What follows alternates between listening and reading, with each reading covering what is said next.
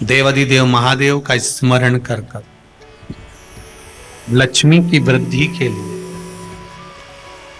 कार्य सिद्धि के लिए, संपदा को प्राप्त करने के लिए आप अपने ही दरवाजे के पास में एक दीप लगा सकते हैं। कौन से दिन? प्रदोष की।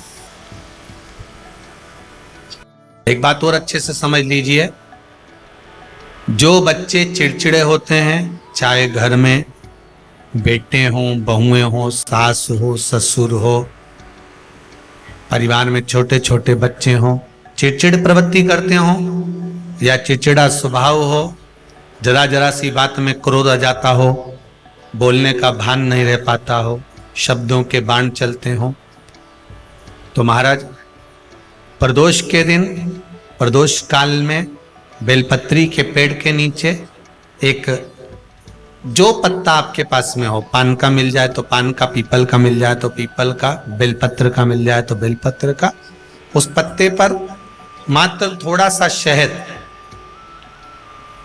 और 7 दाने चावल के रखकर घी का दिया लगा दो महाराज, और थोड़ा सा जल हाथ की अंजलि में लेकर भगवान देवाधिदेव महादेव का स्मरण कर कर कि इस बेलपत्री के वृक्ष के नीचे माता लक्ष्मी, पार्वती, सरस्वती विराजमान है।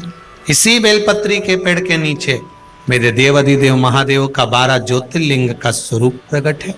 उनका स्मरण कर कर जल चढ़ा दीजिए और उसका स्मरण कर लो जो चिड़चिड़ प्रवृत्ति करता हो, क्रोध करता हो, जिसको बोलने का भान नहीं होता हो, सम्मान नहीं देता हो, अपशब्द कहते हो, उनका स्मरण कर कर आप छोड़ेंगे। एकदम एक प्रदोष करेंगे, दूसरे प्रदोष तक तो आपको कोई दिक्कत ही नहीं। 2-3 प्रदोष कर कर देखिए, बाबा कृपा करें। बच्चों को पढ़ने का कह रहे हो, पढ़ने बैठो, पढ़ने बैठो, पढ़ने बैठो, पढ़ने बैठो, तो एक आध प्रयास बच्चों के लिए भी कर लिया करो कि भाई ठीक है। जैसे बैकुंठ चतुर्दशी वाला उपाय हमारे YouTube पर भी डला हुआ है, आप उसको निकाल कर सुनना। बैकुंठ चतुर्दशी के दिन प्रयास करना, बच्चे लोग विद्या में प्रबल होंगे।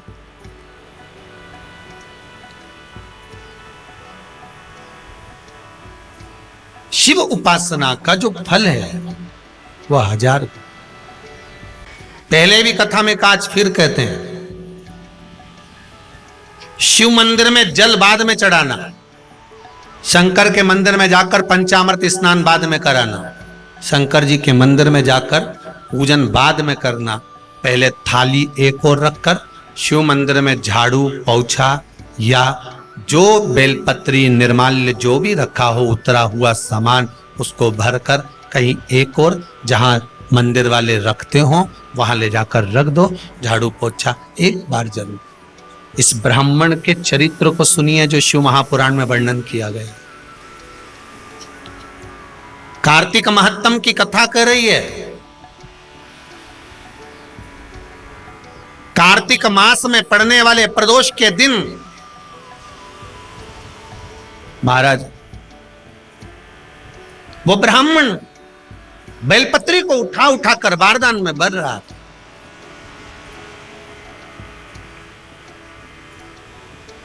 पूजन करने से पहले सबसे पहले सफाई का ध्यान रखना और एक विश्वास रखना, आप मंदिर की सफाई नहीं कर रहे हो। फिर निवेदन करूंगा, आप मंदिर की झाड़ू नहीं लगा रहे हो, आप मंदिर की सफाई नहीं कर रहे हो, आप मंदिर में पोछा नहीं लगा रहे हो। जितना हाथ आप मंदिर में फेर रहे हो सफाई के लिए, उतना आपके जीवन में जितना दुख है, जितनी तकलीफ है, जितना कष्ट है, जितनी बीमारी है, उस पर हाथ फेर रहे हो, मंदिर में नहीं फेर रहे हो। नहीं तो सारी दुनिया में जितने मंदिर हैं, सारे मंदिरों में ट्रस्टियों ने कुछ ना कुछ लगा के रखा है। स्वीपर आता है, साफ करके जाता है, ये आएगा सफाई कर कर जाएगा। पंडित जी होंगे तो बुआरी लगा देंगे, पंडित जी होंगे सफाई कर देंगे। उन्होंने तो पंडित जी को बोल के रखा है कि साफ कर दो, पंडित जी करते भी हैं, पर पहला फर्ज आपका है कि आप मंदिर में आए हो तो पहले आप सफाई करो। क्यों? क्योंकि हम उसका द्वार साफ रखें। आज के समय में तो एक नियम हो गया साहब कि मंदिर में जाते हो तो मंदिर के दरवाजे पर चप्पल उतार के जाते हो, नहीं तो शास्त्र रीति तो ये कहती है कि मंदिर में भगवान सामने बैठा है तो उसके सामने चप्पल भी नहीं उतरना चाहिए।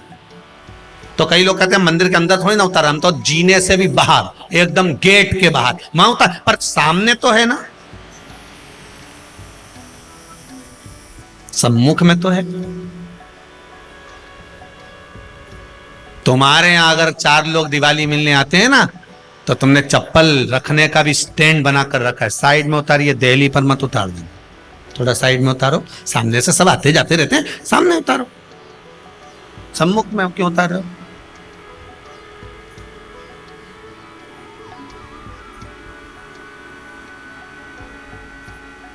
थोड़ा द्वार पे से दूर उतारिए।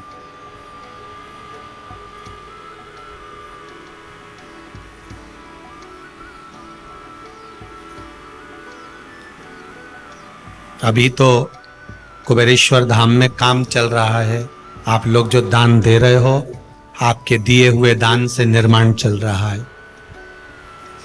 अभी तो आप पहनकर जूता चप्पल भी अंदर आ जाते हो, भले दूसरे मंदिरों में चप्पल पहनकर हमने देखा है, आधिकाधिक मंदिरों में, ब्रजभूमि पर भी बहुत मंदिरों में लोग अंदर जूता पहनकर चले जाते हैं, पर जब तक बाबा नहीं बैठा तब तक तो आप पहनकर आ रहे हो। जिस दिन बाबा कुबेरेश्वर धाम में आकर बैठ गया, उसके बाद वो दोनों गेट पर चप्पल बाहर ही रहेगी। आओ आप, कंकर से शंकर जब शरीर से लगेगा तब सुख भोगोगे, आनंद भोगोगे, सुख की प्राप्ति। अपने द्वार पर भी कितना सुंदर लिखा है भविष्य पुराण के अंतर्गत, और विष्णु पुराण में भृगु बाबा का चरण का चिन्ह भगवान विष्णु की छाती पर रहा।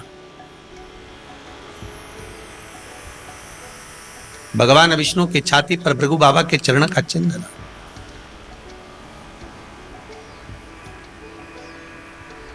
चरण का चिन्ह।